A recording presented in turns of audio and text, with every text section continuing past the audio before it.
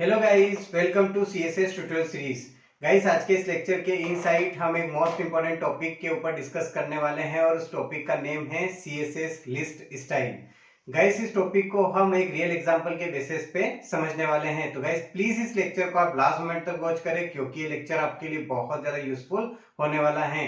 तो चलिए शुरू करते हैं। सीएसएस लिस्ट स्टाइल एक ऐसा टॉपिक है जिसकी हेल्प से आप HTML के द्वारा बनाई हुई लिस्ट का टाइप चेंज कर सकते हो, उसके ऊपर इमेज लगा सकते हो, यहाँ तक कि उसकी पोजीशन भी आप चेंज कर सकते हो। तो गाइस, यहाँ पर इस टॉपिक को समझने के लिए मैं यहाँ एक लिस्ट बना लेता हूँ। मैं सबसे पहले यहाँ पर अनऑर्डर लिस्ट बना रहा हूँ। अनऑर्डर लिस्ट बनाने के लिए मुझे यहाँ UL टैग बनाना पड़ेगा। उसके बाद इसके इनसाइड मुझे LI टैग बनाना पड़ेगा और यहाँ पर कुछ एलिमेंट्स के नेम में दे देता हूँ, कुछ फ्रूट्स के नेम दे देता हूँ यहाँ पर। जैसे मैंने दिया यहाँ मैंगो। एक और एलिमेंट ले लेते हैं, बनाना ले लेते हैं यहाँ। एक और ले लेते हैं ऑरेंज। ठीक है, चलिए सेव कर दिया यहाँ पर। और सबसे पहले इसे ब्राउज़र पे रन करके आपको मैं बता देता हूँ कि इसका जो डिफ़ॉल्ट व्यू कैसा दिखाई देता है।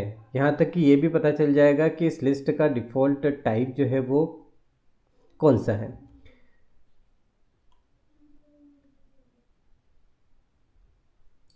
तो चलिए, यहाँ पर मैंने इसे ब्राउज़र पे रन किया। यहाँ पर आप देख सकते हैं इस तरह से इसका डिफ़ॉल्ट व्यू दिखाई दे रहा है और इसका जो डिफ़ॉल्ट टाइप है वो डिस्क है। ये जो काले भरे हुए गोले आपको दिखाई दे रहे हैं ये डिस्क है। अब यहाँ पर हम टाइप चेंज कर सकते हैं CSS की हेल्प से। कैसे कर सकते हैं आइए देखते हैं। बहुत आसान है। किसके ऊपर CSS अप्लाई करना है? UL के ऊपर करना है, यानी कि अनऑर्डर लिस्ट के ऊपर करना है। तो यहाँ हेड सेक्शन के इनसाइड में स्टाइल टैग का यूज़ कर रहा हूँ।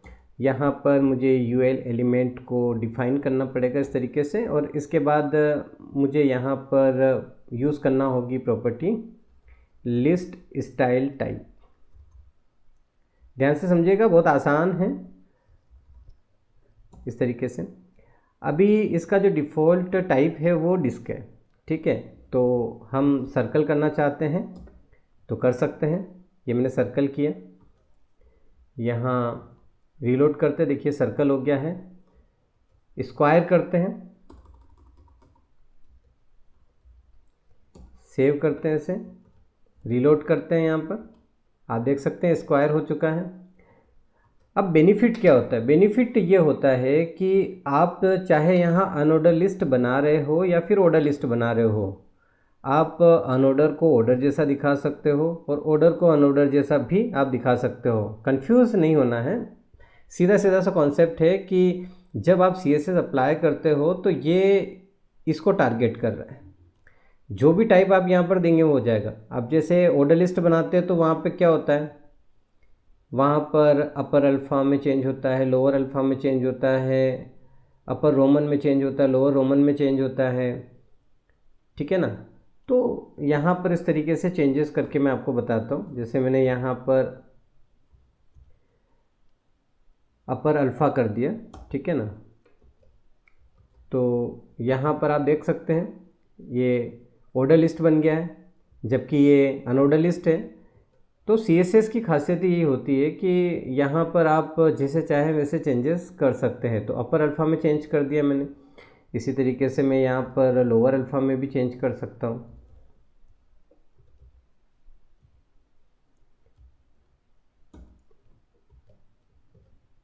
रीलोड करते हैं, यहाँ पर ये देख सकते हैं आप लोअर अल्फ़ा में चेंज हो गया। इसी तरीके से आप अपर रोमन में चेंज कर सकते हो।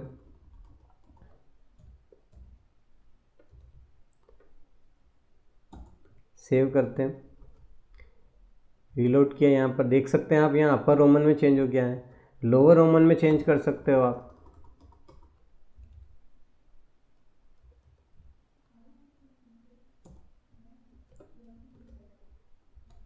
ये आप देख सकते हैं यहाँ पर लोअर रोमन में चेंज हो गया। इसके अलावा भी बहुत सारी वैल्यूज़ हैं यहाँ पर, आप उनमें भी चेंज कर सकते हो अलग अलग।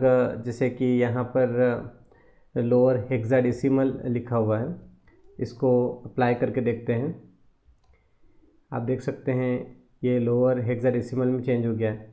तो बहुत सारे अलग अलग यहाँ पर वैल्यूज़ दिए हुए हैं, उनको आप अप्लाई कर सकते हो। अगर आप HTML का यूज़ करते हो तो वहाँ पर लिमिटेशन रहती है, वहाँ पर आप केवल डेसिमल में चेंज कर सकते हो। आप वहाँ पर अपर अल्फ़ा में चेंज कर सकते हो, लोअर अल्फ़ा में चेंज कर सकते हो, अपर रोमन में चेंज कर सकते हो, लोअर रोमन में चेंज कर सकते हो, लेकिन इसके अलावा आप चेंज नहीं कर सकते। तो यहाँ पर CSS की हेल्प से आप बहुत सारे अलग अलग तरीक़ों से जो लिस्ट की जो स्टाइलिंग है, उसका जो टाइप है, वो आप चेंज कर सकते हो। आगे बढ़ते हैं और बात करते हैं कि ये जो लिस्ट है इसके ऊपर हम इमेज किस तरीके से लगा सकते हैं। तो इससे पहले मैं आपको यहाँ पर बता देता हूँ कि अगर आप इस टाइप को हटाना चाहते हो, मैंने किसी भी तरह का टाइप नहीं रखना चाहते हो, तो वो भी कर सकते हो। जैसे कि मैंने यहाँ नन कर दिया, ठीक है ना। तो यहाँ रीलोड करते तो आप देख सकते हैं कोई टाइप ही नहीं है। आप इसमें और भी चेंजेस कर सकते हो, ऐसा नहीं कि केवल टाइप ही चेंज कर सकते हो। जब CSS अप्लाई कर रहे हो तो बहुत कुछ कर सकते हो यहाँ पर। जैसे यहाँ मैंने बैकग्राउंड कलर देना चाहा, तो मैंने यहाँ बैकग्राउंड कलर प्रॉपर्टी यूज़ किया और बैकग्राउंड कलर जो है मैंने यहाँ पर ग्रीन कर दिया, ठीक है ना। और यहाँ रीलोड करते हैं तो आप देख सकते हैं ग्रीन हो चुका है। अब यहाँ पर जो विड्थ है वो कम कर देते हैं। विड्थ मैंने यहाँ पर 200 पिक्सल कर दिया, तो आप देख सकते हैं यहाँ पर जो विड्थ है वो कम हो चुका है। इसी तरीके से हम यहाँ पर मार्जिन भी दे सकते हैं।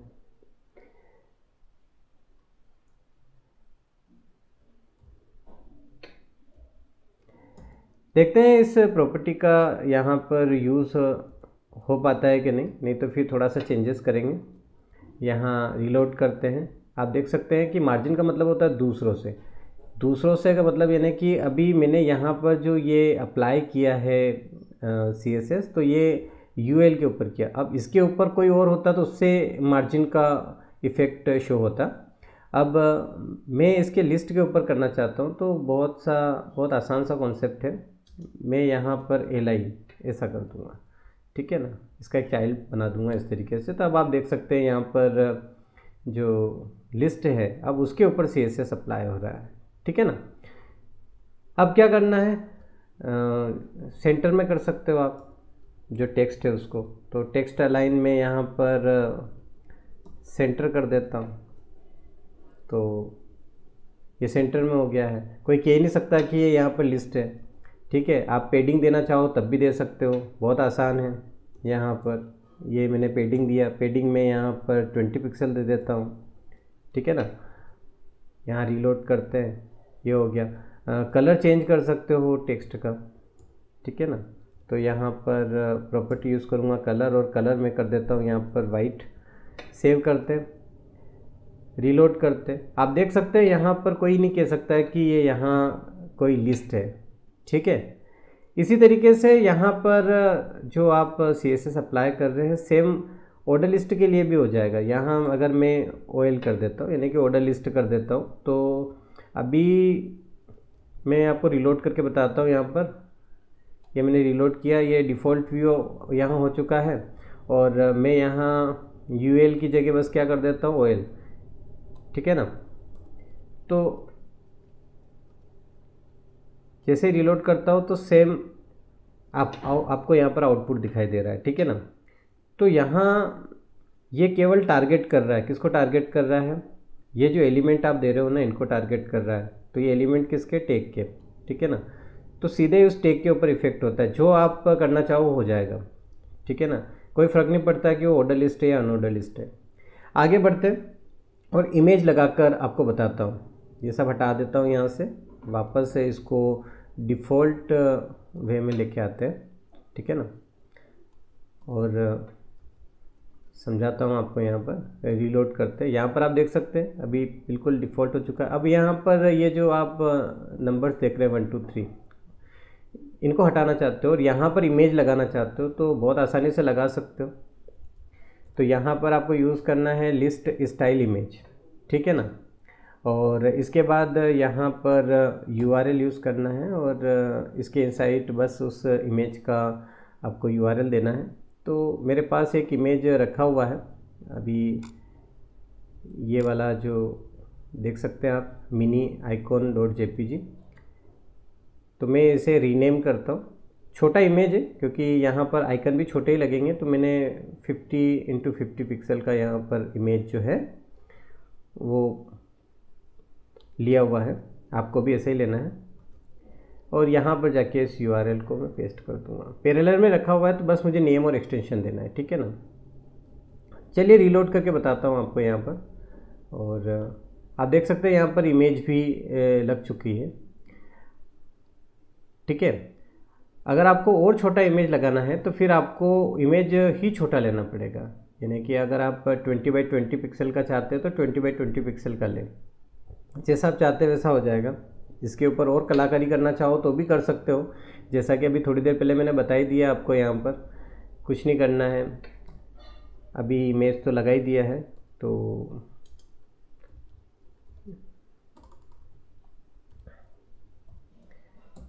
अगर बैकग्राउंड कलर देना चाहते हो तो दे सकते हो। यहाँ पर बैकग्राउंड कलर जो है वो ब्लैक कर देते हैं और जो टेक्स्ट है उसका जो कलर है वो क्या कर देते हैं, वाइट कर देते हैं, ठीक है ना। और रीलोड करते हैं यहाँ पर तो आप देख सकते हैं इस तरीके से दिखाई दे रहा है। विड्थ कम कर देते हैं, जो विड्थ है वो 200 पिक्सल कर देते हैं। तो आप देख सकते हैं यहाँ पर ये 200 पिक्सल हो गया है। मार्जिन दे देते हैं। मार्जिन का मतलब होता है दूसरों से, तो टॉप से, यानी कि हर लिस्ट से, यानी कि जो जितने भी ऑर्डर लिस्ट के जो लिस्ट हैं इनसे कितना 5 पिक्सल खिसकेगा। तो यहाँ पर रीलोड करते हैं, आप देख सकते हैं अब थोड़ा खूबसूरत दिखाई दे रहा है। यहाँ पर पेडिंग दे देते हैं।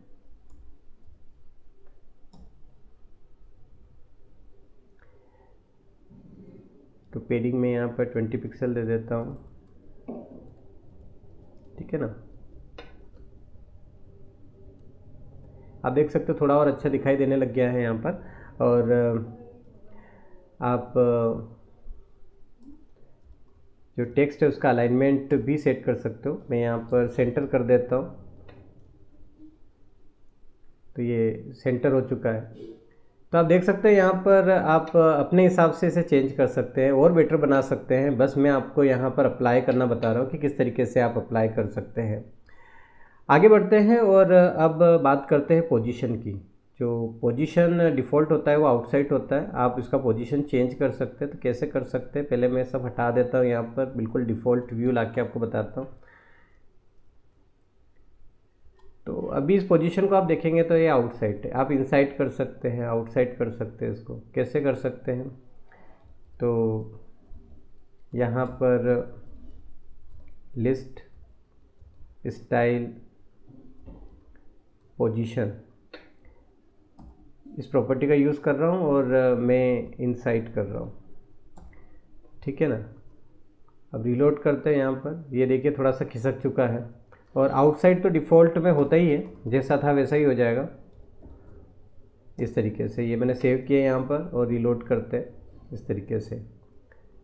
तो गाइस आज के इस लेक्चर के इनसाइट हमने CSS लिस्ट स्टाइल टॉपिक के ऊपर डिस्कस किया, विथ एग्जांपल समझा। आई होप कि आपको ये लेक्चर बहुत अच्छे से समझ में आया होगा। मिलते हैं नेक्स्ट लेक्चर में, तब तक के लिए बाय बाय।